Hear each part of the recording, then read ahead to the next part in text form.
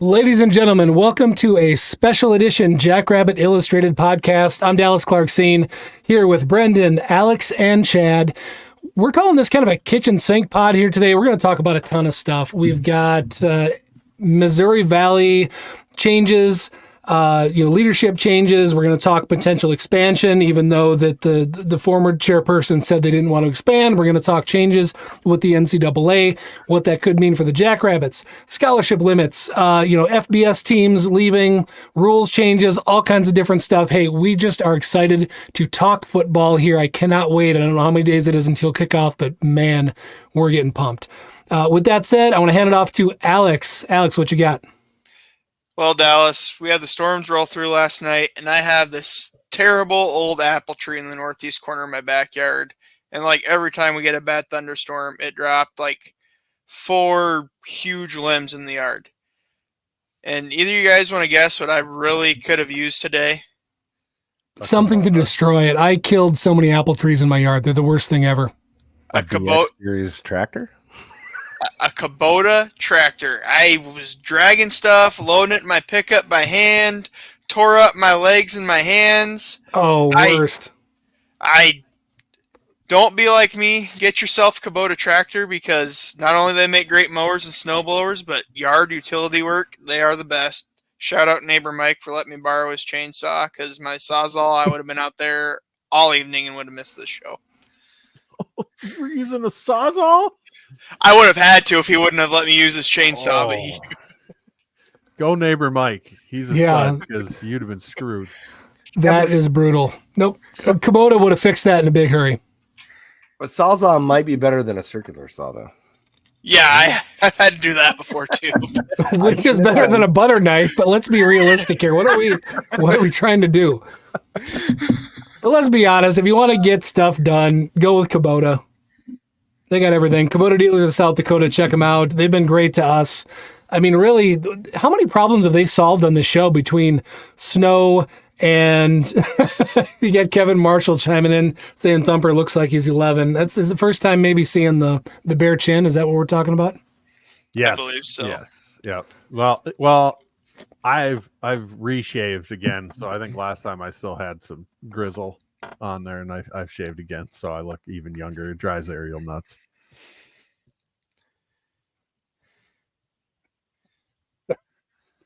I was just impressed with the comments on the age. All right, so that said, Dramatic pause. There was a very dramatic pause. Well, we get a weird when we do these pods. We get a weird combination where we don't know who's in charge. See, and I did the intro, but I'm not usually in charge. Brendan, honestly, we should have talked about this. I think you're probably first chair here. I just arranged it that way. 1, 2, 3, 4. Oh, I like that. I thought it was 1, 2, 3, 4. Well, I don't know how it is on your screen, but it's Brendan, Dallas, you, me. And so anyway. I guess I'm kind of used to that. We do that B team probably a little bit. I like to think Ben and I go pretty 50-50, but I probably got the bigger mouth of the two of us, so I think we can go that route. I'm used to talking more than I should. Your big spoon? B team's a little jazzy. They just play it by ear. Yeah, we're pretty jazzy. We were talking about that before the show. This is all fancy. I got notes, which is probably going to mess me up a little bit, but it's for the best. You don't have to read them. For the best. You guys are professional. You're so that's just more so I don't have to look stuff up while I'm trying to talk at the same time. Leave it to the stats guy. So hold on. Before we jump in and talk, first topic I think we were going to cover was Missouri Valley changes and talk some conference stuff. We did a podcast for kind of our predictions for the Missouri Valley last week. And if you haven't watched or listened to that, go back and check it out. It's some decent stuff there, I think. We covered where all of us think the teams are going to fall. We had a bit of a split. I think we were 4-3 with Jackrabbit Illustrated on whether the good guys, the Jackrabbits, were going to be top in the conference this year or the Homeless Cows were going to take back the championship. So that was some pretty good information. We're going to go through this today. We're calling it kind of kitchen sink. And then Matt, and I think I'm going to jump in with him. I don't know who else he's got. Chad, I'm sure. Talk through offensive preview, defensive preview, and then I think we're into game week then, right, guys? Yeah. We're going to be getting real close. I think there might be half a week in there, but there's not going to be much. We're getting close. I'm also working on a special guest. I think I have a pretty big Oklahoma State podcaster lined up to jump in. I was going to get to that, Jim. Thank you. I'll get to that in a second. But anyway, got a podcaster lined up to learn a little bit more about the Cowboys. So Jim Poppin, thank you very much for chiming in. He says, congrats to Charlie Clarkson on his Hall of Fame selection. I was going to tap dance around it this week, but I guess it came out today. My dad, Charlie, is in the Hall of Fame class for the Jackrabbits this year, which is pretty damn cool. I'm excited. I cannot wait for that weekend. Dude, you've got to be so proud of that. Because people, I don't know, people talk about parents being proud of their kids, but there's a lot of time kids are proud of their parents too. Yeah, unbelievable. I know I am. So you've got to be just over the moon. And he's such a great guy. That's awesome. It is. Thank you. No, it was, I remember when he told me about it and I was just floored. And, it depends. There's, classes are different ages and it depends when they bring them in. I got to imagine some of this would make sense because Dallas Beanham, who we all know is a stud, preseason all everything, fantastic football player. He's probably going to break the all-time interception record that my dad holds. They're currently tied, so I would hope so. I would hope so too. I would say that if you look at passes defended and played against, Beanham's probably seen 10x more passes at this point. Again, amazing ball player. I'm not saying that. Clearly, I'm just talking up my dad. I'm not saying anything about Dallas. But yeah, I just, again, geeking out about it, really excited. Whole family's going to be there. It's the Augie weekend. I haven't looked at the rest of the class. So I don't know who else it is, to be honest with you. I've been kind of busy all day, but.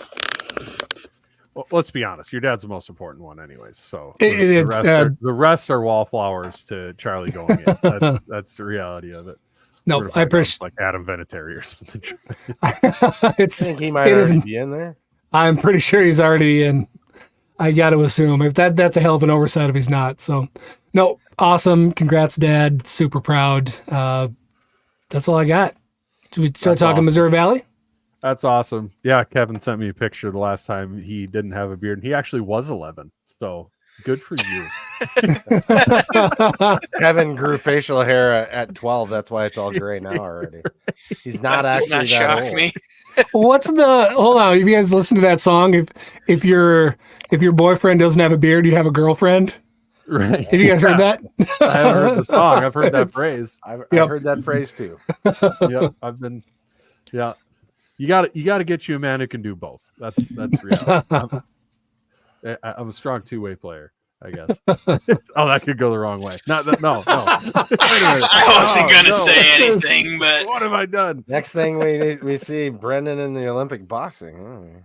So Missouri Valley expansion, you say? What? Yeah. Let's drop that in. Brendan, so you brought that up. What's your thought here? Where do you want to go with this? Because it bugs me. It drives me nuts. Okay. I want everyone to really, really listen. Dom Izzo, Mike McFeely, you guys have done this for too long. I know you know this. Stop asking what the Missouri Valley Football Conference is going to target for expansion, because they're not the ones expanding. It's not the Missouri Valley's choice. I want everybody to listen. The Missouri Valley exists as the football conference for Summit League and Missouri Valley teams that have all their Olympic sports in those two conferences to have a place that's a home for their football teams. That's what it is. Similar to the CAA, interestingly enough. That is a similar concept. Not all those teams are in the CAA for everything. There's a lot of affiliate members. Every member of the MVFC is an affiliate member, with their main conference being the Summit or the Missouri Valley.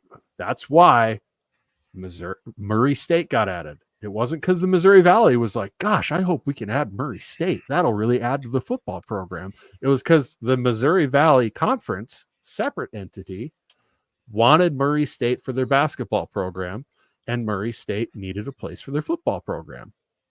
That's how that works.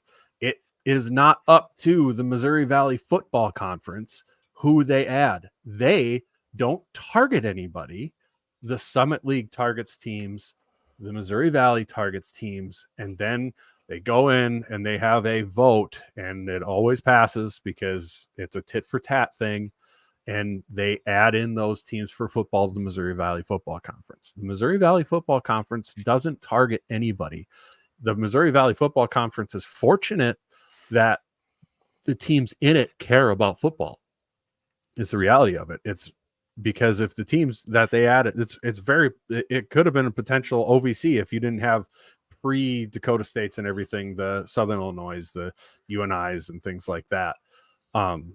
That is the sole purpose of the conference. It is to provide a football home, and it's fortunate that there are very good teams in there, that the Dakota States really care, the Dakotas, all that stuff. That's what it is. The Missouri Valley Football Conference isn't targeting anybody because they can't. You can't go out and say, we want to add this team for football and then force them on the Summit League. That it doesn't work that way, because you're adding 10 to 12 sports to the Summit League and 1 to the Missouri Valley, or force them in the Missouri Valley into taking a team because the Missouri Valley Football Conference wants them. It's not how it works. So who's got the vision here then? Because it's kind of bizarre that we wind up having the premier conference by default. I mean, because you've got the if you want to just focus on basketball, you've got clearly the lesser basketball conference, and I'm not a basketball guy, who happens to have teams that have the best football programs, and then you've got a couple Missouri Valley teams that kind of fill in. You had teams like Western Illinois and God, who was the other Summit League teams before that? Now I'm spacing out. But Western Illinois needed a solid Summit Conference to stay in. They brought in, and that was probably when the vision came about, when the Missouri Valley allowed the Dakota States into the conference, and that's when the vision came about. And then now it's a split conference, and it wasn't necessarily always that, but that's what it is now. Is more, I guess, what I'm getting at, because vision wise, well, I mean, you can tell from Media Day how deep the vision is. We have a better setup, but kind of a gateway lead to other. Yeah. That's what it used to be. Yeah, it used to be the gateway. Like, so people really understood the Gateway Conference was not a part of the Missouri Valley Conference, and for some reason they changed it to the Missouri Valley Football Conference from the Gateway. And yeah, that's kind of the history on it. And no, the Tommies are not going to leave the Pioneer Conference. That is the other. So I'll handle that one a little bit. Yeah. Ryan knows damn well what he's doing. I've talked about this before. Yes, Ryan's just trying to get Brendan fired up. Oh, I thought I'd be the one to get fired up about that. All right, I'll let you get fired up. Scholarships. Well, I was just going to say, so just to kind of maybe put a pin in or bow on some of that, unless the Summit or MVC add, there's not going to be any changes. Is there a world? There was some rumors, if you follow deep in some of the rumor mill stuff on FCS, that when the UAC looked like it was about to explode, well, not so much the UAC as the WAC, because they're another similar to the MVFC. They're a football-only joint league. But the WAC looked like it was about to explode, and there was some rumors Utah Tech and SUU were going to the Summit, at which point maybe they asked St. Thomas to move up and we get Summit League football. That was never a realistic option because of, Ryan comments, he knows. But just for anyone else listening, that's a main reason some of the stuff we're talking about really isn't going to happen. In Patty's exit address, she said she likes 10 teams. As long as she's in charge, it's 10 teams. So that means for this year and next year, it's 10 teams, because a new commissioner could come in next year and get moving right away. I would be shocked, absolutely shocked if that happened. I think at a fundamental level, do you think Justin Sell or Matt Larson are really that eager to add anyone? I don't think they are. I don't think there's any. I don't see what the benefit is, to be honest, if you're sitting there in their shoes. Because they've got all the chips. Let's call it what it is. When it comes to the MVFC, Justin Sell and Matt Larson hold the chips. Right. And if anything, they're looking up, not. I think they do care. And we'll probably get into this later with the future of college football and stuff. But that's kind of the fun part of this whole conversation, right? All this stuff weaves together. I think they do care what happens with the Summit, and what happens Oh, with the they Summit should. then moves into the Missouri Valley. 8 is the proper number, KP. Yeah, Kevin. Yeah, I know. Yeah, we're gonna you can beat that drum until you die. He meant 9. That's what I figured. 9 I is was the gonna proper say number something, if too. you want to. If you 9's the best number if you want to lose into the semifinals to the team that's going to win the national championship, or lose to. Oh, I'm sorry, they didn't get that far. Anyways, I'm a dick. No, God, now I'm thrown off bad. That's okay. I just, to me, the only You're thing, talking and I about the don't, chips and who holds them. yeah, I don't want to get stuck on an administrative discussion here for 20 minutes, but the only thing that I can think of as we transition, Patty's leaving, somebody has to have an eye on the future to the 2 to 4 teams that have one hand on the doorknob, potentially bolting at some point. Like, they're going to have to be able to prop themselves up and handle 2 to 4 Dakota schools leaving at some point, whether it's in 3 years or 10 years or whatever, however the rest of the stuff shakes out. And we'll get to all this in a minute. They have to be thinking ahead to that. Now, they obviously have to be working in conjunction with the Summit, with the Missouri Valley, those 2 conferences to figure out who can they grab. But then you look at football programs just geographically. Again, you've got St. Thomas, who doesn't have scholarships, and I don't want to even start ranting about them. As a Minnesotan, Minnesotans enjoy rooting against St. Thomas a lot of times, and I'll just leave it at that. But then what? You got Valpo. You've got, another, I'm blanking. There's another right by Valpo. There's another non-scholarship. Oh yeah. Butler? Butler? Butler's over there, right? Butler's Right? Drake is a Valley team. Drake, you got Drake. Valley, Okay, yeah. so there's 4, but all of them would have to come up with gobs of money to fund a football program.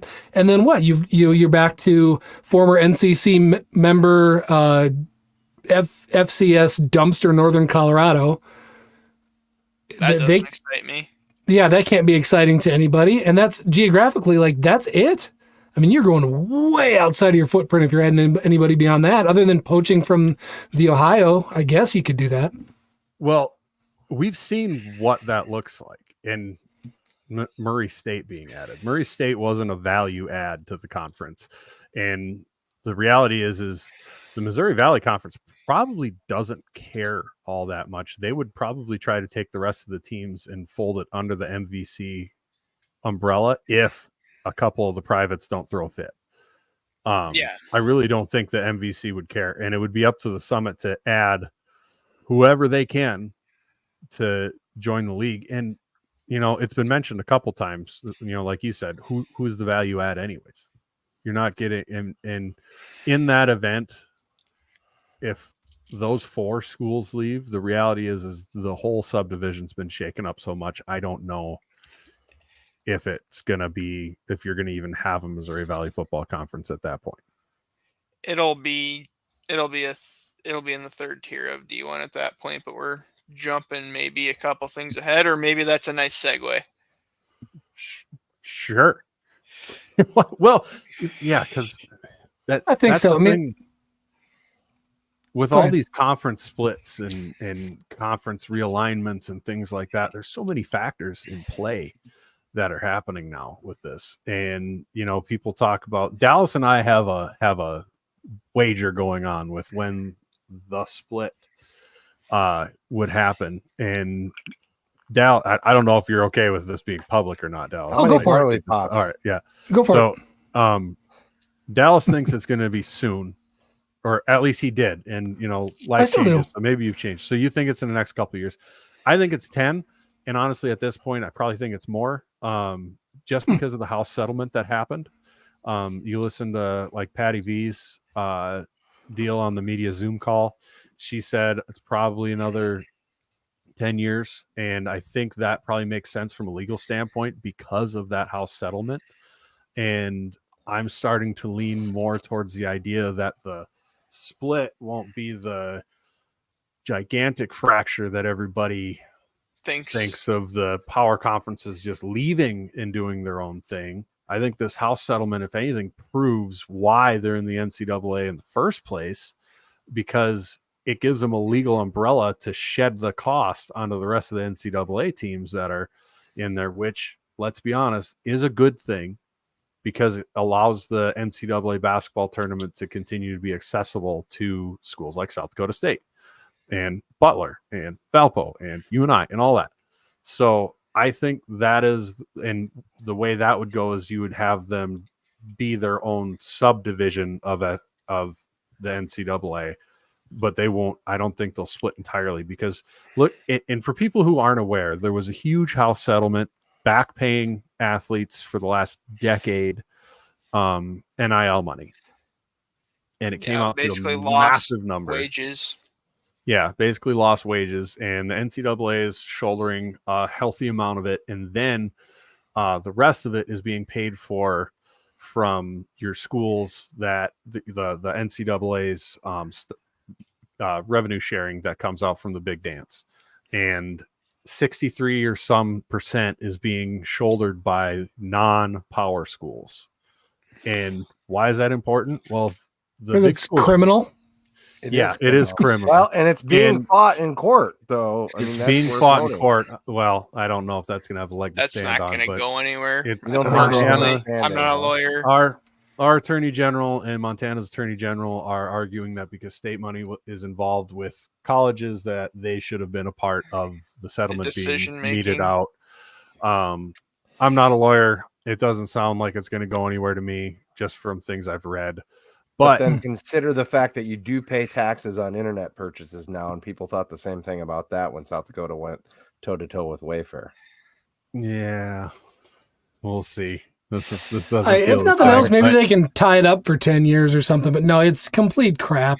I mean, the worst example of taxation without representation since the frickin' Boston Tea Party. It's, my God, to get stuck with the bill that everybody, and again, like, I agree with those guys at the schools that are making $100 million off of their, whatever, like, that's exaggerated, but, giant gobs of money off of their football program. Yes, those employees, those kids should be getting paid, and everybody should get compensated for what they're doing, but proportionally, it makes zero sense. It's completely criminal. It's bullshit. I hate it.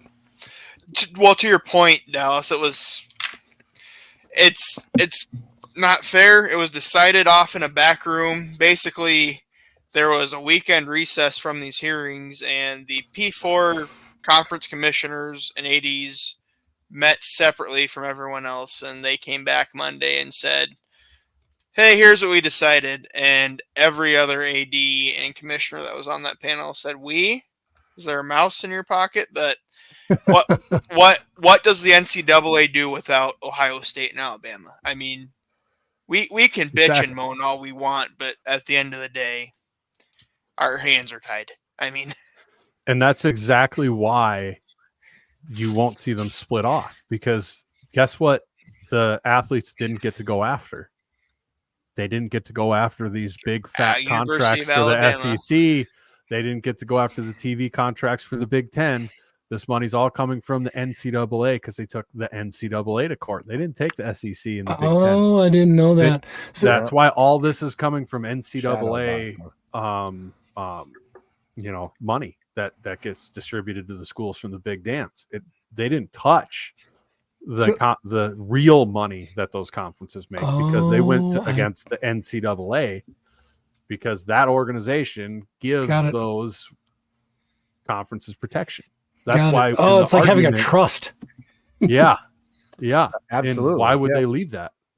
Why would you leave that? MOUSE, but okay.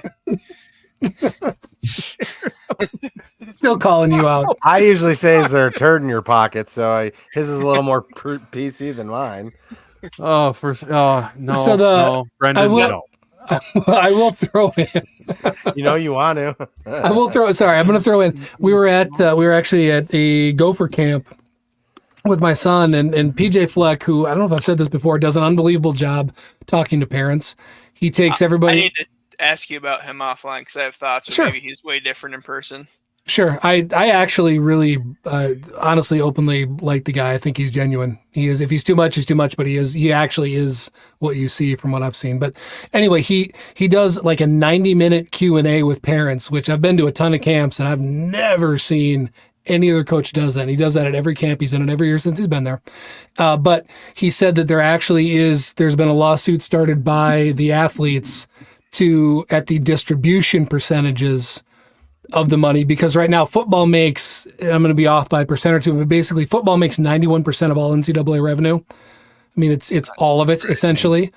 And right now it's broken up pretty evenly. So, I mean, you're going to have, go ahead. Well, part of the House settlement that's happened protects the schools now from future litigation about things like Correct. that. That was one of the positives. Part of the I guess, settlement that was they came can't out was that, countersue. Yeah, they can't countersue and resue. And that's why part of this is coming out with these scholarships, and now they're starting to put some limits on NIL and approvals and things like that. And part of that, from my understanding, had to do, they were waiting for this House settlement to come out and get some legal protection against when they try to regulate these things like NIL and transfer portal and stuff like that. So I believe that part of that is a portion of that settlement. Okay. Well, the portion, I guess, that I was just referring to was, again, the distribution across the different athletes, or the different sports, which you get Title IX involved in, on and on and on. And I believe that everybody, with the amount of time and effort they put in, should be compensated. But obviously, if you've got any sport that I bring up is going to sound like I'm picking on. Okay, so my daughter runs cross country in college, right? So you get a cross country runner earning the same salary as a football player. Like that doesn't make sense, right? Like it doesn't. Again, they should get some. It should be split up, but it shouldn't be even. But that, to my understanding, that's a lawsuit that's going on. But I'm not a lawyer or an expert. You just and what you're saying totally makes sense, and for sure. And that might not be a part of that settlement, where that is a different lawsuit, because that people need to realize a lot of the things that are happening and have happened, like NIL and the transfer portal and all these things, were spurred by legal losses. The NCAA has been getting hammered for years because they never got ahead of this stuff, because, well, they're the NCAA and they were just money hungry, and now they're getting hammered by this stuff, and that's just the way it is. But yeah, that is, all that with that settlement and everything is why I don't think you see a big split for 10 years with that settlement. But also part of that now, I don't know if you guys feel we've talked enough about that. I'd said the last leg probably we need to hit here is the scholarship limit stuff. Is that where you're going, Brendan? Yeah, that's where I was going, because now they've upped the scholarship limit for everything, for FBS, for everything, which makes sense to me. And I know a lot of people in FCS don't like it, but I look at the soccer team, for instance, and they had like 9 scholarships for like 30 girls. Why? We're talking Chad, women wrestling. Chad and I turn this into a takedown segment real quick. Yeah, and the wrestling team. We don't have enough scholarships to even field a full starting lineup. Yeah. Nobody does. Silly. Not just us. That's who arbitrarily decided those numbers. That they never made sense. So baseball's the same way. Baseball was like 8 for 9 guys. Yeah. And that's just was it really? Yes. Yeah, and that doesn't include your pitching staff. Yeah. Holy buckets! Nope, didn't know that. Yeah, no, the NCAA scholarship limits were super screwed up. Up for everything but basketball and football, pretty much. Right. And then, you can argue they're that the revenue sports, right? So right. And I believe maybe, and I need to look into this more. I thought I heard that meant there was no more walk-ons allowed at FBS schools. No, so they're going to cap the rosters at 105. So there could be movement up and down for us recruiting standpoint. That's actually something I wanted to talk about, if I could interject. Yes, absolutely. Being a Nebraskan, we get a ton of kids out of Nebraska and Iowa and Minnesota that the big programs in those states overlook. Mm-hmm. So this is going to go one of two ways for us, and maybe it'll come out in the wash. Perfect example, kid we talked about a little bit today, Dallas Meenum, Millard South High School, Omaha, Nebraska. Nebraska offered him a preferred walk-on. He said, no, I'm going to go get my school paid for and go play at South Dakota State. Well, now that Nebraska has 105 scholarships, maybe it's Dallas Beanham's on their product board 103 to 108, or prospect board, I should say, sorry. Mhm. If he falls in that 103 to 105, he no longer probably comes to South Dakota State. Whereas he falls in that 106 to 108, he's not even getting an offer anymore. So that's where this could get really weird with our recruiting, because that will affect, obviously, the Minnesota and Iowa State kids we kind of get sometimes too, along with the Nebraska kids. Well, in some of this, it's going to be interesting what they do with FCS, D2, whatever scholarship limits for football and stuff. Because if, just say for now, they don't allow FCS scholarships to go up, then I think it will be a much tougher pill to swallow for FCS schools. If you allow FCS schools to, say, go up to 75, 70, I don't know if it'll have as huge of an impact. But I don't know, and it's going to be tough, because you listen to like the Southland commissioner talk. He never said it, but that he would lower scholarships or anything like that. Before Kevin gets mad at me, he never said this, but I got a vibe that there would be a lot of FCS schools that would not be happy if the scholarship limit went up. Do you mean SoCon? Were you talking about the interview? Yes, SoCon. Oh, I did call it Southland. Okay. Oh, yeah, he's getting mad at me anyways. I was like, when Rev talked to the Southland commissioner, he almost seemed the other way. The Southland commissioner was like, "Oh, we should definitely add some." And to your point, the SoCon commissioner was the other way. It's like maybe 63 is okay for the FCS. Was almost his. Or 65. I had Patriot League numbers in my head for some reason, which isn't a thing anymore. We'll get to that. Right. Yeah, we'll get to that. There's been a lot, and that's why I want to have this pod. This is great. I love chopping this stuff up with you guys, because otherwise I'm just talking in my head while I'm driving down the road. Or to my dog and my wife looks like I'm crazy. I was looking at the Revs comment and just thinking about the soul of the Southland down there who got to go to media days, because he is real media now, which is cool. Yeah, and I agree. There will be, in 5 years, the Southland, he says 5 years, the Southland, the UAC, the SoCon, the Big South, OVC will not have the same teams, and those teams aren't moving up because they will drop to D2 or D3. And I think you will see some shuffling that way if scholarships limits go up for FCS. I do think that will happen.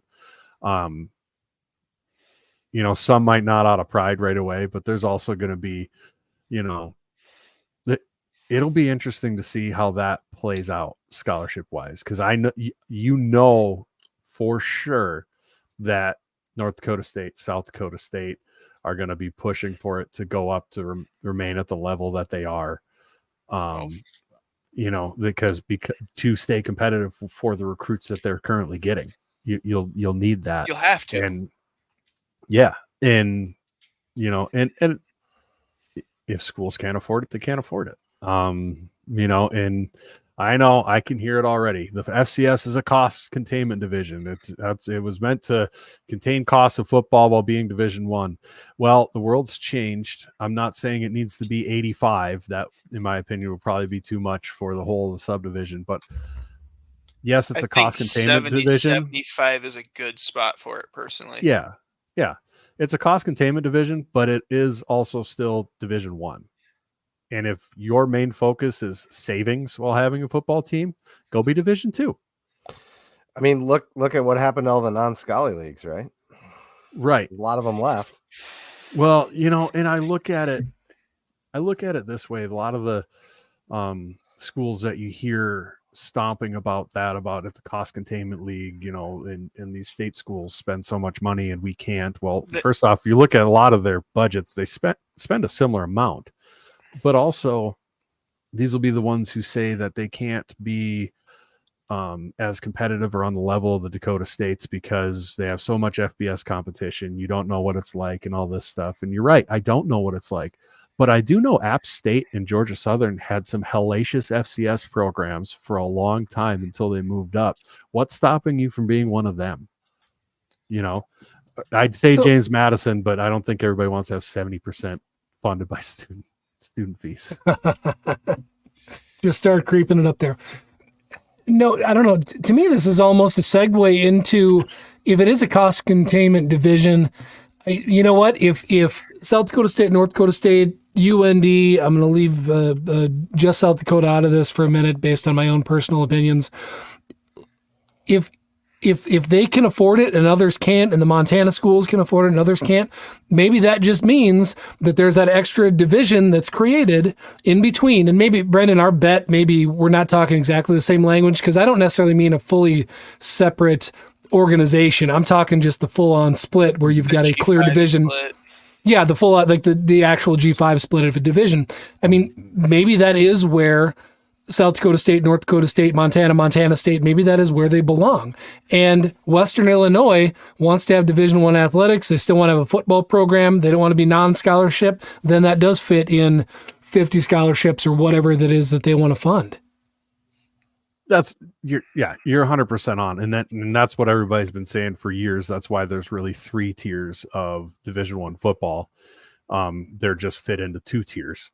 And and the other part of it is too, like, you look at the FBS, let's be honest, Alabama and Ohio State have nothing in common with Tulsa or Toledo. No. They are Central Michigan. Different. Yeah. Or Hawaii. Central Michigan. I would argue that it's just as same as dissimilarity as the Dakota States and Drake, Georgetown or Drake. Or pick a Pioneer League team, or pick a team that's barely holding it together financially and stuff, like Dustin's talking about. UNO, Stonehill, Stonehill, UNO. They had a scrap 20% of their budget and shit stuff. Ton of money, Chad. Yeah, Stony Brook's got more money than Holy. Yeah, well, they don't have a quality team very often, so. There's that. Let's shift this though, because to me that says if you've got Sell, you've got Larson, you're like, hey, we want to jump to however many scholarships, we've got this. The vast majority doesn't. Does that then necessitate a jump? And I've said on air many times I was totally against it. The split changes stuff a little bit because I do feel like those 2 schools, maybe the University of North Dakota, do belong playing against. Name the school. Colorado right? State, Colorado State, and the New Mexicos, and UTEP. UTEP. Clearly those are not just programs, because you can't look at wins and losses. You got to look at the school. You got to look at the budget. You got to look at the market and all those different things. It isn't just about who could you beat, because you know what? We're in this weird little pocket where we can recruit these little towns that nobody's looking at and pull absolute studs out and get them out, as a walk-on, and then they go to the NFL. Like, you look at up and down the I-29 corridor, and we've all got those. Because we were isolated geographically, right? We're not in this super dense area. But so that, and having those athletes allows, the top schools, and, North Dakota State, you look at their run of knocking off big FBS and some Power 5 schools, it's because they could do that. That doesn't necessarily mean that they should be in the Big Ten. But it does 100% mean that, to me, we should totally be playing, I don't care for the MAC, but that is the same caliber of school and of athletic program that any of these schools have. Yeah. I in the sphere of the split, absolutely. I'm all about that. I 100% agree. If FCS doesn't move scholarships up, or even worse, they lobby and move them down, that will definitely create some angst. I know. I won't be stunned. I would not be stunned. And as Rev says, as of right now, no FBS conference wants the Dakotas, and that's the reality. And as it sits right now, SDSU fans, NDSU fans, just enjoy where we're at. Don't sit and pine for that crap, because first off, you want to go to a conference that's worth it. If you go to CUSA, name one team that you would look forward to playing more than you and I after the first 3 years. I can't find one. I wouldn't be that revved up to play Jacksonville State after the first couple of years. No, God, no. The only teams that I would love to be in a conference with are the Montana schools and Wyoming. Do you know like how fun we've all awesome. talk about pining the whole snow belt thing?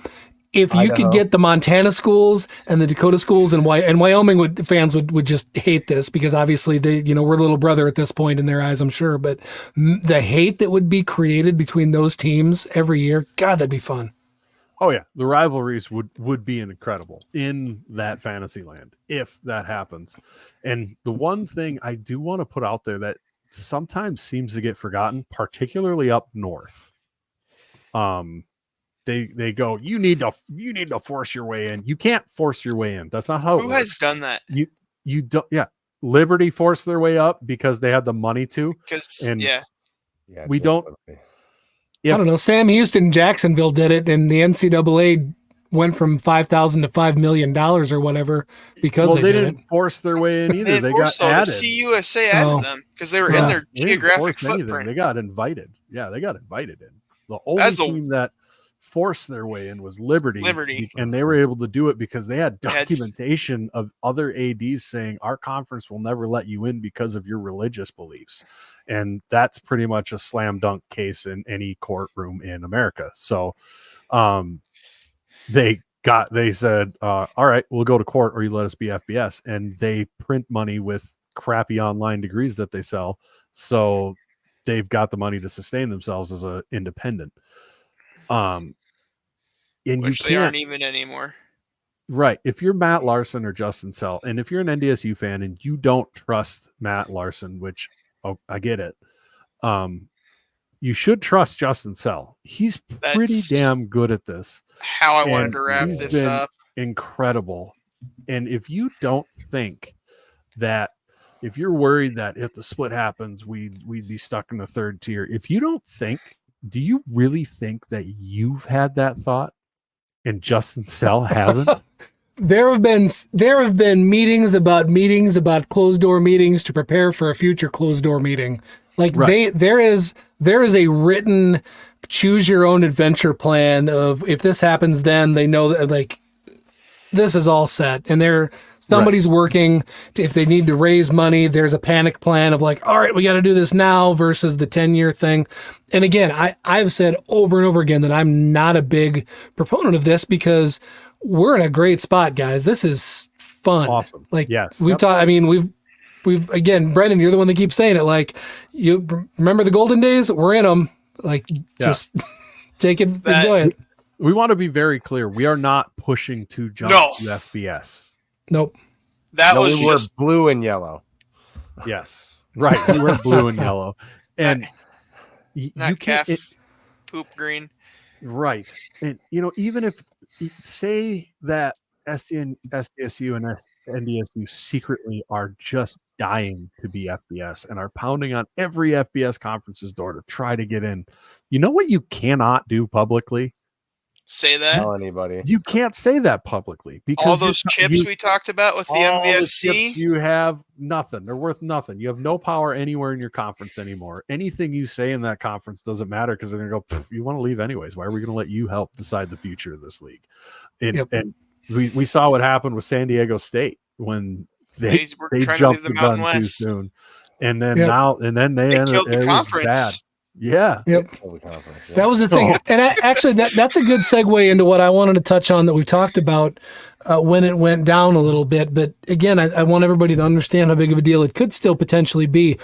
There's still that Pac-2 that's looming out there with a war chest that they won in court from the exiting teams, and they have not declared exactly what they want to do. So there is still a chance, and this to me is the most attractive idea that could, and this is complete fantasy land, so take it for what it's worth. But again, you've got these two teams with a war chest of money that could buy out. I forget what all the Mountain West teams it cost to get them out early. I want to say it's $5 million a piece or something. Those two teams, about right. Yeah, they can. Oregon State and Washington State can write that check, and if they want to grab your big, so they want to grab your San Diego's, your I forget they had. State. Yeah, they listed Colorado State. I've seen two groups that they allegedly said they wanted. One it was on, one it wasn't. But probably Colorado State, San Diego State, Air Force I think is typically in the group. Utah State is typically in the group. There was a couple more. Go ahead. It's going to depend. There's so much in that. What does the Pac-2 do? Do they take exclusively from the Mountain West? Well, if they do that, then is the Mountain West that exciting for us anymore? Really? If they just take 8 of the best Mountain West schools, I went through that's that. not exciting. If I was doing my job as a podcaster, I would have actually had that list in front of me right now. Right. And when I saw the teams that were remaining, it actually still was to me. I mean, it's sure as hell better than the MAC. It was better in Conference USA. It wasn't the Mountain West now is a fantastic league for sure. Oh, Boise, derp. Of course they would take Boise.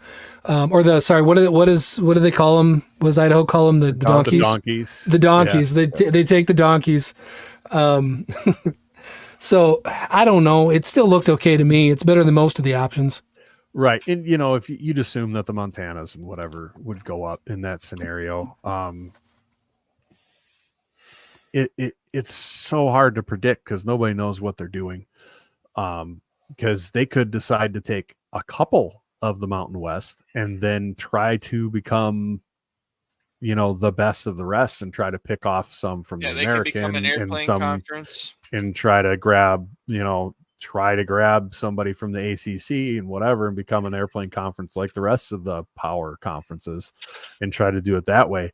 Because and it feels like every day it changes differently, and like Rev points out, I don't think you can guarantee that they would take UTEP, New Mexico State, Sam Houston, because New Mexico, from what I understand, wants nothing to do with New Mexico State.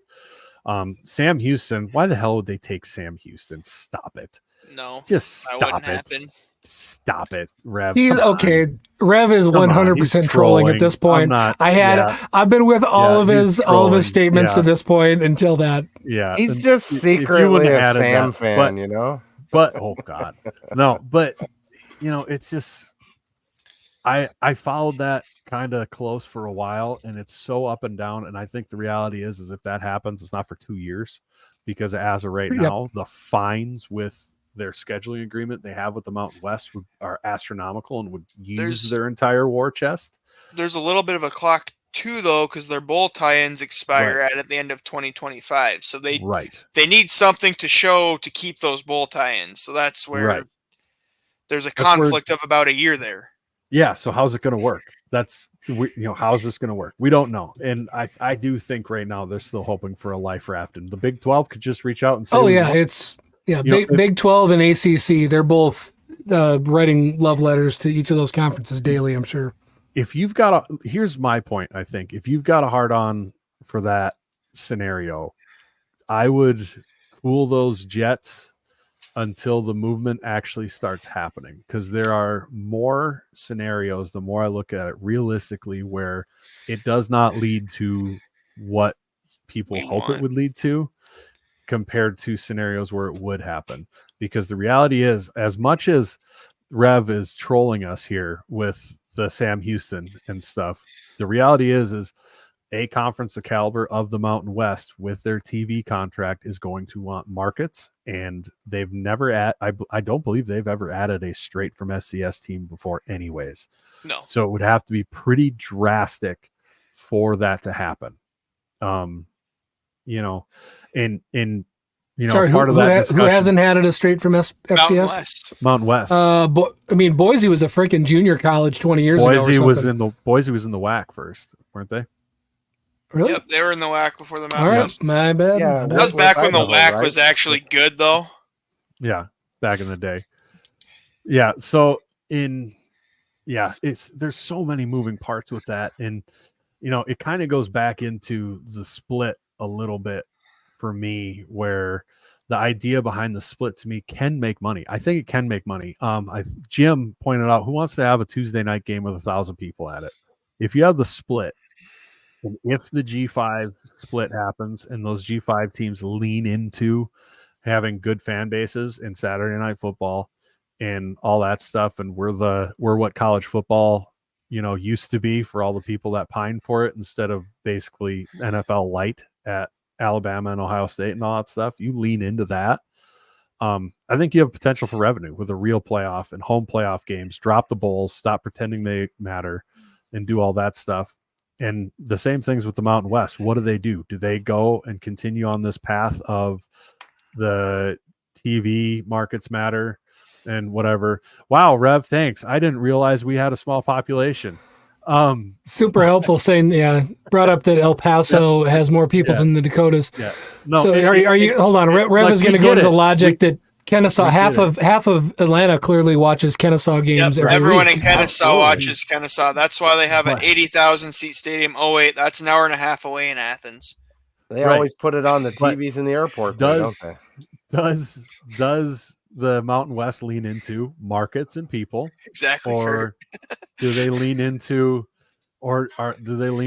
having passionate fan bases and whatever? That's kind of the way that'll go, and that'll depend on the conference and leadership and everything. That's just the way that is. It's going to be a mess, but quickly would like to shout out another one of our sponsors, Jackrabbit Central. Dallas has a great read for this, so I don't know if he wants to do it or want me I to did. It was funny. I had that pulled up, and then I got completely distracted by the FCS jump stuff or FBS jump stuff. So yeah, talking about Jackrabbit Central, I can't wait to get back there this fall. I know my wardrobe needs a refresh. It's a new season, a new team. Make sure you get in there, grab some new gear, Jackrabbits fans. If you're ready to show off your South Dakota State pride, head to Jackrabbit Central, your one-stop shop for all things Jackrabbits.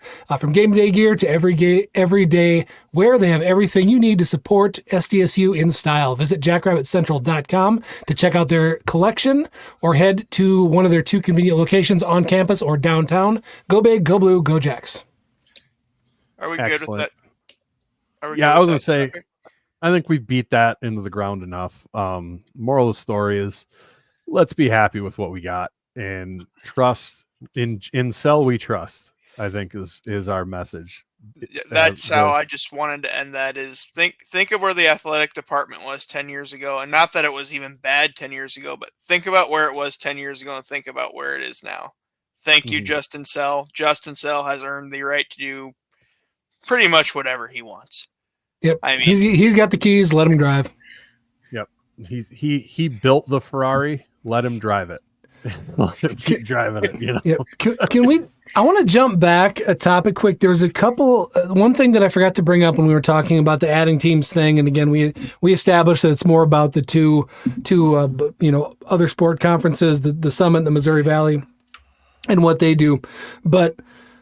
The other thought is, are there Division II schools looking to take a step at some point that are able to? Because that actually makes way more sense to me if they're able to do that. And there's a handful that I think already, the ones that I had thought about. One, I live in Mankato, so I'm all about MSU Mankato making the jump. Already got solid Division I hockey. Everything but the football stadium has great facilities. It would be awesome. I would love it. I would love to get Mankato back in that. Second to that, to me, is probably Duluth, just based on the market. I think they could do it. I think they've won a Natty Division II. They've got great support up there. Facilities could be brought up to speed. Those are halfway decent. I'm going to skip over Augie because I do not want another one in South Dakota. I think that probably detracts. There's not that many eyeballs. I'm not worried about them. I'm not scared that they're going to take away all of the South Dakota State fans or something, but to me, that just doesn't make a ton of sense. Brandon is disagreeing with everything that I've said, so I'm just going to keep talking. Sorry, but the last ones, the reasons that I remembered this was we had somebody bring up the Michigan schools where there's 17 FBS programs and no FCS, and they brought up Ferris and Grand Valley, which are 2 absolutely phenomenal football programs. Those schools can make sense. And Ferris has Division I hockey as well. So, all right, Brendan, go ahead and tell me why I'm wrong. All right. I wasn't outright disagreeing. And also, best of luck, Terry. Yes, Terry. You get through that, buddy. We want to see you at tailgating. Good luck with heart surgery, man. But I wasn't disagreeing that I don't like the idea of Mankato or Minnesota Duluth. My problem is it's not going to happen. Minnesota's not going to allow it. Yeah, they- it's a border region. It's a border regions thing. Yeah. I know. border regions won't allow it. It would be cool, but they're never going to do it. That's like me pining for UW Platteville or UW Oshkosh or Whitewater, who honestly Stout. Most of those D3 schools have FCS level stadiums already. Yep, it's. I've been to Platteville. Their facilities are freaking cool.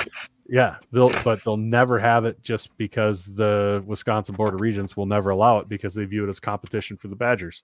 So maybe that changes in the future without walk-ons, but that's like a huge thing in Wisconsin. Rev just said Pitt State and Northwest Missouri. That conference, that is an FCS conference waiting to jump up. My dad's a Northwest Missouri State alum. I grew up going to games down there. Northwest Missouri State, Pitt State. What's the Oklahoma school? Central Oklahoma. Those three schools in that conference and I think it's the MIAC, are ready to go tomorrow. Yeah, that would be great. I think those are the realistic, potential good ads. I'd love UMD and Mankato. I mean, that'd be great. They've got great. I love everything about them. Just everything I've heard from talking to people who are big into Mankato, they're like, yeah, it's never going to happen. It'd be fun, but it's just not. It's not realistic. Yeah. And Mankato, I've heard there might be some money issues attached to how that would go.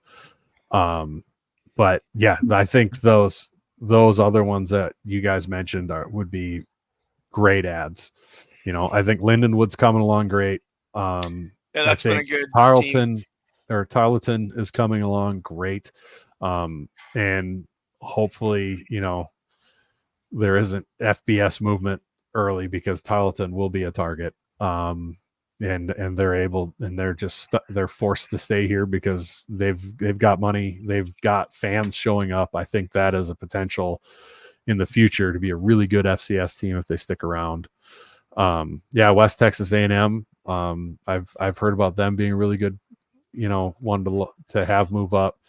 Colorado Mines. Yes, I was just going to say that. I don't think the school's big enough is the problem. Their football program's good, but like we just talked about with the FBS stuff, just because you have a good football program does not mean you are going to move up. I just think the school's too small. What would if they played Northern Colorado? What would the line be? I think Mines beats them by 4 scores. Mines by 17. Yeah, it got to be. Piss pound. I mean, you think about it, even if they would have played, I mean, that is a great football program. We had a neighborhood guy that actually linebacker that actually signed with UND, that he went out to Colorado Mines, loved it. He said great program, great culture and all that. So, yeah. That's like a 2-hour show, Terry. I love you, but we're not going there tonight. FBS teams that can be demoted. There's a lot. All the recent jump ups except for JMU. Half the MAC. But that's back MAC. To where, to me, that should just be, all right, you do a reshuffle with the top half of the, top portion of the FCS, G5, figure out who needs to fit in. And then it isn't so much a demotion. It's just, where does that fit? Yeah. Conference USA, the whole thing. There's gobs of them. That's the reality of it, because they get added because of markets. They don't get added because of being good. That's not the way it works. What I would really, really pine for, like my true dream scenario, since somehow we're back there, is a promotion relegation through the 3 levels of Division 1. That'd be so fun. How sick would that be? All the reasons not to like soccer, man, did they do that right. God, that's cool. Right. You get the worst games of the year at the end being the most meaningful. God, that's cool. Yeah. Because I'm all about, I mean, this is my thing. I'm all about more games mattering. Like the hokey crap that these FBS fans peddle of, well, the regular season means more because we only have 4 teams in the playoffs, is such a bunch of crap. It means 95% of your games don't matter by week 7 because all those teams have already been eliminated by having 2 wins. And that's why FCS is freaking awesome, because those games win. So now if you can add in on top of a playoff and winning the championship, not only does it mean that you're winning a championship, but you could get promoted. and then you also have the last place games mattering that much. Maybe you have that's what you do with the bowl games. It's for all the really crappy teams that might get relegated. That'd be amazing. So yeah. Anyways, that's that. Do we have any thoughts on the new Just South Dakota logo? I've seen a Besides, couple comments. It looks horrible. I didn't see it. Do we have it? Can somebody pull it It's up? in the group chat. Yeah. I have thoughts. Oh, I haven't. I had a busy day and then went to a Moondogs baseball game for work tonight, which was Hey. super fun. God, it was nice out. I Let me love pull going this to up. minor league baseball games. I would kill for the Canaries to have a downtown stadium, but that's a whole different topic. That'd be so I don't know fun. why it matters. There- It's essentially downtown anyway, but that's a whole different argument. It While is we're on the- not we're on- even close. Stop. It's like Essentially 2 blocks from No, it's downtown, not. bud. No, it is not. Absolutely. It is No, it's not. 100%. Anyway, rather than a non-fruitful discussion, why don't you tell us a little bit about why you love Culver's since you're from Wisconsin? Because a better brand of beef makes a butter burger better, of course. Naturally. Of course. You got to have a better brand of beef to make a butter burger better. So, no, go to Culver's, get yourself some butter burgers. They are the best. Get some Scoopy tokens, get some custard. Frozen custard, let's be honest, is the best reason to show up. Get yourself a concrete mixer. They always have their flavors of the day, all that jazz. So, yeah, it's get down to Culver's, get yourself some Scoopy tokens and all the fun stuff. So, Thank you. there, I've talked about Culver's. And I'm Appreciate it. pining. You did I'm well. pining for our other Wisconsin chain to sponsor us, so I could talk about them because they're my favorite. I mean, they but- got what 4 more locations going in already. In Sioux Nope, Falls, I'm not talking so. about the locations. don't They don't. sponsor us. They earn that. They earn that. Yeah, that's the logo. I just brought up the grossest thing I've ever presented on a podcast. Ta-da! All right, so that is the Well, it new. looks like Just- our angry rabbit because if you can't beat them, join them. So I Well, didn't even- come up with even that. with I've had the long like 3 ears, people right? say that to me. I don't know about looks like it. I think it's this. They tried to do the same style. They wanted to be the same, Except- essentially. It looks more like the logo you would find in Madden Create a Team as one of the stock logos. That's what my other buddy said. It's giving generic wolf number 3. Mm-hmm. Those strong vibes, or maybe if you taught a high school graphic design class and had them design a new logo, I think that would be pretty on point as well. It could be. Yeah, for anybody just listening, if you haven't looked it up yet, it's just I'm assuming a coyote, some sort of a dog with big ears. We got half gray, half white. He's looking off to one side. I think he's angry about, I don't know, something, probably losing. Losing. The eyes are red, and then there's a red outline. I don't know.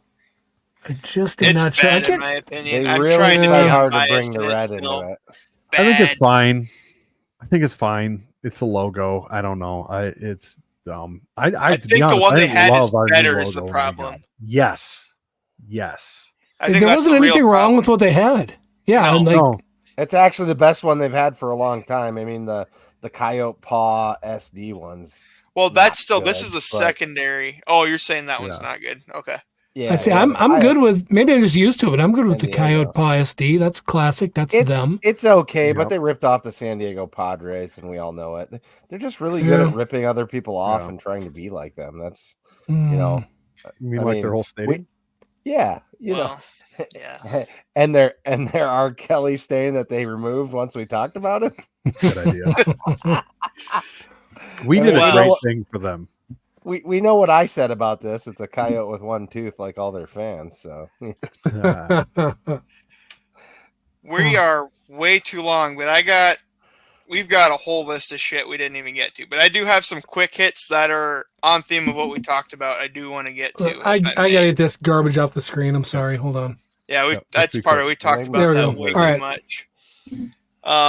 So the one thing we didn't talk about that's gonna be big. 16 puppies. Hold Oh, on. they got a new Rev just name. coined. Sorry, Rev we've got just to coined- read this. No, go ahead. JD trash puppy. I saw that. It looks like the soul of the Southland from the Southland Sermon podcast says it looks like the logo of a minor league team who instead of going by coyotes, they go by trash puppies. Trash pandas is cool. Trash puppies. Not We're going so with much. trash puppies. Just South Dakota trash puppies. And Oh, a star is born. Well, you know, Good since job, the bro.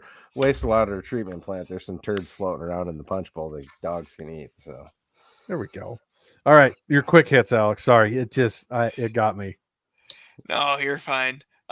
So first one I wanted to bring up is we will seed 16 teams for the playoffs this year. So backdoor deals for, well, you know, North Dakota was gonna bid $300,000 a game more than Weber State, but we felt Weber State was the ninth team, so we're gonna put it in Weber. Those days are gone. They seed the top 16, and bids don't come into play unless some unseeded teams somehow make it past the quarters and end up playing each other. So that's big. And let's be honest, all things like this come from a sacrificial lamb. So, I mean, the first round playoff matchups was from it's 100% a response. Different sides of the brackets happened from SDSU and NDSU, and then the Missouri Valley all being on one side, yada, yada, yada. And now UND was the sacrificial lamb. So thank you, Bubba. I appreciate you for that. So this is fantastic news. I cannot wait for the outrage for the seeds when they come out, or from the teams who didn't get seeded. It's going to be the best. Can we make sure that Craig doesn't have any say in the seeds? Because that would make me happy. Anyway.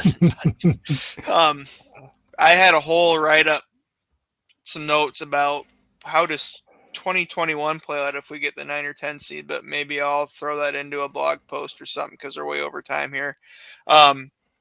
Other thing I wanted to hit on, well, I got a whole bunch of team-specific stuff. Maybe we'll do a short follow-up. But as far as changes for this year, like we've been talking about, there's some NCAA rule changes for this year. As you all know, I'm an official, so I geek out about this stuff, and I have to bother everyone with it. We appreciate it. The first, yeah. It's not the B team, Rev. We got 18 members on here. I've got a baby to get back to. Like, times are a-changing. Mine got shots today, so he's probably going to be up soon. But so we got some rule changes this year. The first one, and the least interesting, and people won't care about until it happens, and they'll scream at the top of their lungs. Horse collar tackles now enforceable in the tackle box / free blocking zone. I forget what the NCAA language is. We use free blocking zone in high school. But yeah, it used to not be a foul to horse collar tackle in the tackle box. Now it is. Also, just because I'm on my high horse in my soapbox right now as an official.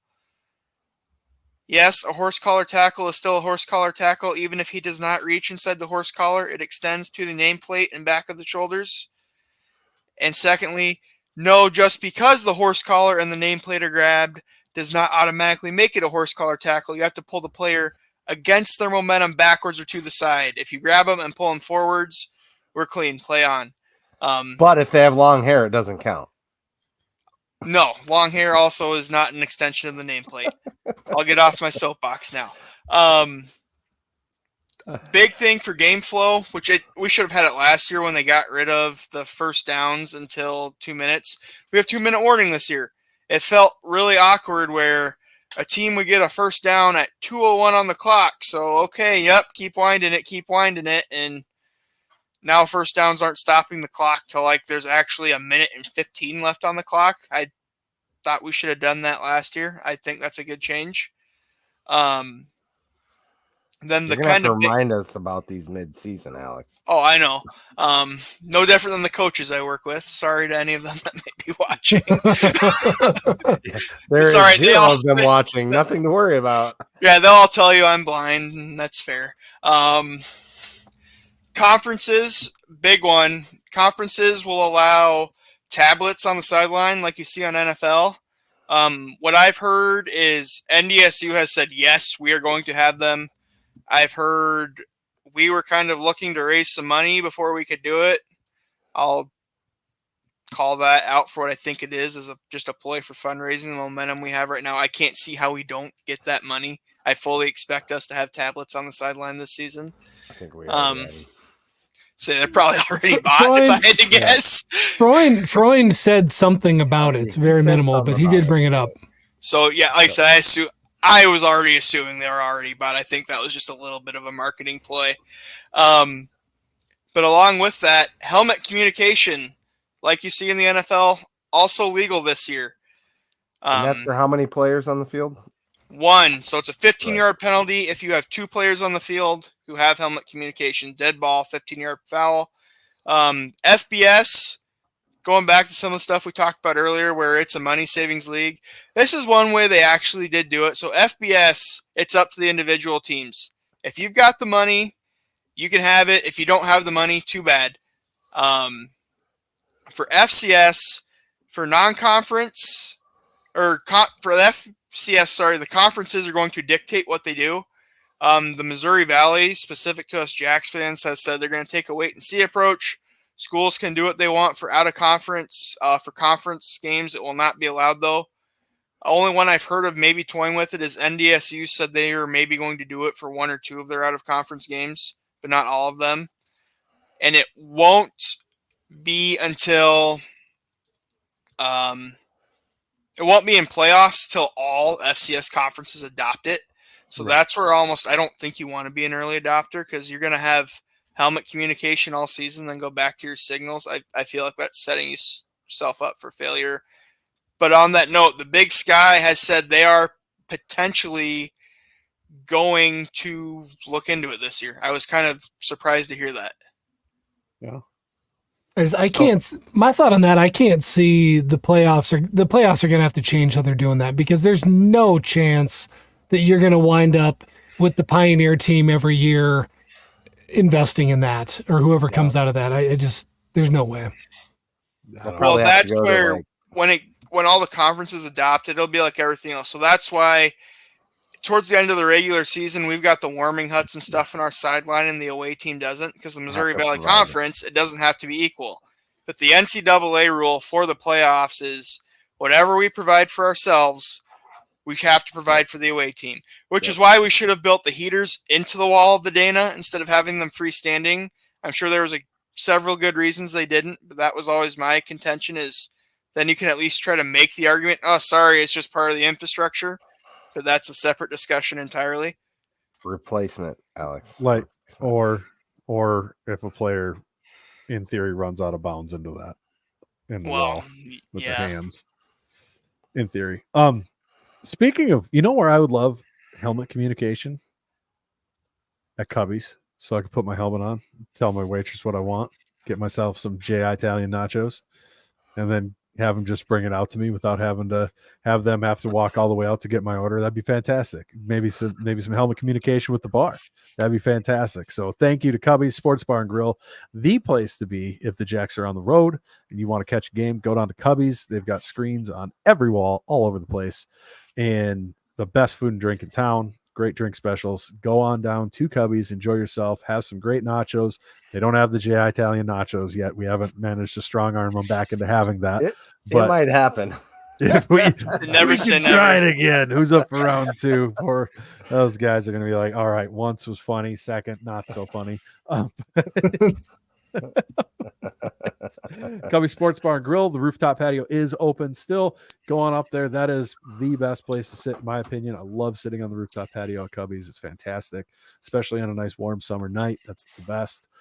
So get on down to Cubby Sports Bar and Grill, probably one of the biggest SDSU supporters there are out there, and we are so excited to have them on board sponsoring all of our shows this year.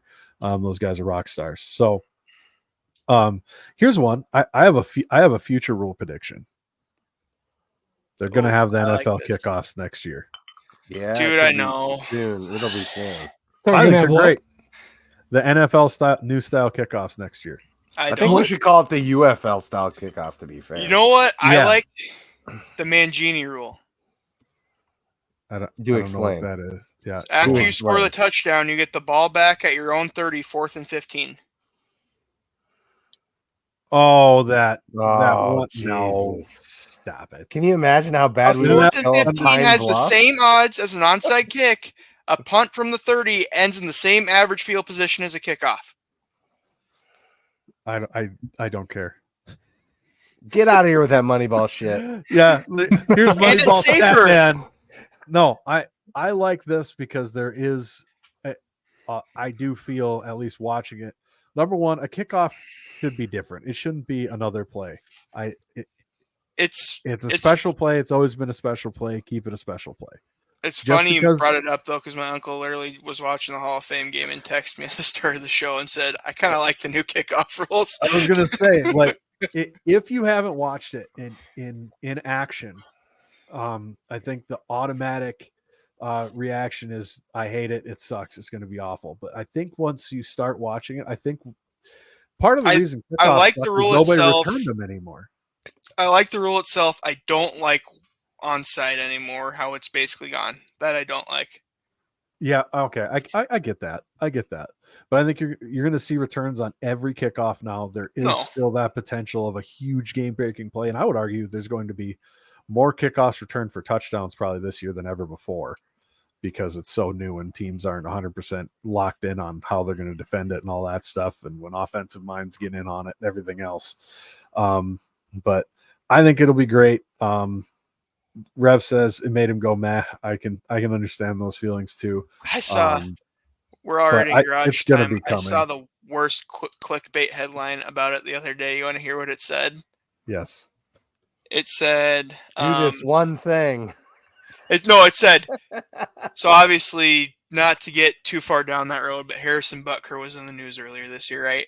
Yeah. And so I saw this headline. It said Chiefs reverse position on Harrison Butker. I'm like, what? I didn't hear anything about that. Because basically Andy Reid had said, we're a team of 60 individuals. We're going to have 60 different viewpoints on everything. As long as he does his job, I don't care. Very coach speak answer. So anyhow, I was like, I don't remember seeing anything about that. So I click it, and it says they're going to have their safety start doing the kickoff because they analyzed the UFL, and the kicker had to make the tackle something like 20% of the time.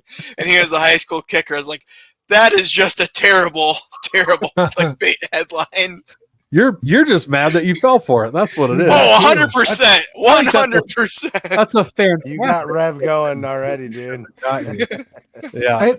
I want to call. There was one question that popped up. Any idea who the new PA announcer is? Yep. And no, I don't. Great question. I just thought about that the other day, Matthew, and I have no idea. I have no idea on that, but I did reach out to Midco about how they're going to handle announcing games. Jay Elson is a good dude. Jay Elson does a fine job, but Jay Elson is going to be doing SDSU and USD games. I'll say one thing about how's that going to work when they're on at the same time. Anyhow, that's what I was going to ask. I didn't get an answer to that. I will say one thing about Jay is during the USD game last year, if you went on Twitter, they're like, "What? It's a USD game. Why do they have the SDSU announcer on here?" You could tell it's because it's the only game USD fans actually watch. It's like, that's your freaking broadcast guy. Sorry, he just does a good job and he's giving us our flowers. And he's barely, balanced. He does a good job. He's going to do a great job. If it bothers you, don't go after Jay. No, don't go after Jay. He did I didn't know this. I guess he did 5 years of SDSU games prior to being the USD announcer. Really?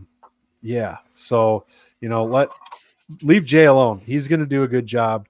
But if you do want to voice your displeasure, maybe a reasonably well thought out email would get it to Midco to get your point across, that it's a disservice to both schools that you're making one guy cover them as essentially their version of a beat writer would probably get some traction. I know I reached out to their Twitter account and said they would pass that info on. So if you respectfully do it, it could make a difference, I think. But we all know. Yeah. So. And I think, you want a clean split between that. And speaking of clean, if you're looking for a top-notch car wash in Brookings, look no farther than Blue Tide Car Wash. They've got state-of-the-art equipment and eco-friendly solutions. Blue Tide Car Wash ensures your car comes out sparkling clean every time. Plus, Their quick service makes it easy and convenient. And I heard they don't scratch your car, according to Brendan.